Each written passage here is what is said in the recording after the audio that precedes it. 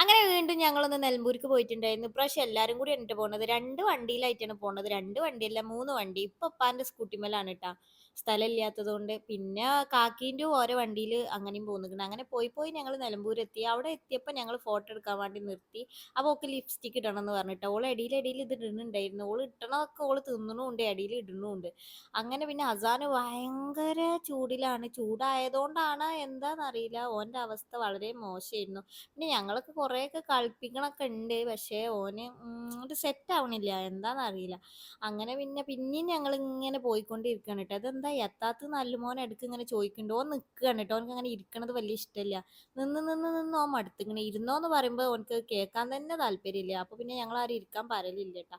പിന്നെ അസാനൂൻ അങ്ങനെ മെനക്കൊക്കെ ഇരുത്തി ഞങ്ങളങ്ങനെ കുടിയിരിക്കേണ്ട അങ്ങോട്ട് എത്തി. ഉമ്മാൻ്റെ അനിയത്തിൻ്റെ വീടാണ് ഇട്ടത്. ഫുള്ള് പണിയും കാര്യങ്ങളൊന്നും കഴിഞ്ഞിട്ടില്ല. താൽക്കാലികമായി കുടിയിരുന്നു. ഇനി വർക്കും കാര്യങ്ങളൊക്കെ എടുക്കണം. അങ്ങനെ അവിടെ എത്തിയപ്പോൾ വെള്ളവും കാര്യങ്ങളൊക്കെ കുടിച്ച്. ഈ വെള്ളം അങ്ങോട്ട് കുടിച്ചപ്പോൾ ഒരു ഒന്നൊന്നര സുഖം കിട്ടി. ഇതാണ് കേട്ടോ വീടിൻ്റെ ഓണറെ മോളാണത്. പിന്നെ നല്ല ബിരിയാണി ഉണ്ടായിരുന്നു. നമ്മളെ നാട്ടിലത്തെ ബിരിയാണി പോലെയല്ല നിലമ്പൂർക്കാരെ ബിരിയാണി ട്ടാ.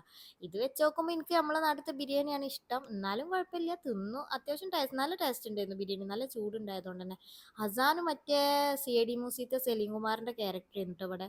ഓനെ പിടിച്ചിട്ട് കിട്ടുന്നുണ്ടായിരുന്നില്ല. ഇതിൻ്റെ ഇടയിൽ ഞാനും എല്ലുമോനും വെറുതെ കൂടി തേരാപ്പാരം നടക്കുക. അല്ലാതെ ഇപ്പം എന്താ ചെയ്യാനുള്ളത്. പിന്നെ വീഡിയോ എടുക്കുന്നുണ്ടപ്പോൾ ഞാനൊന്ന് ചിരിച്ചെടുത്തു. പിന്നെ എല്ലാവരും കൂടി നല്ല അടിപൊളിയായിക്കാണ്ട് കുറേ ഫോട്ടോസ് എടുത്തുട്ടാ.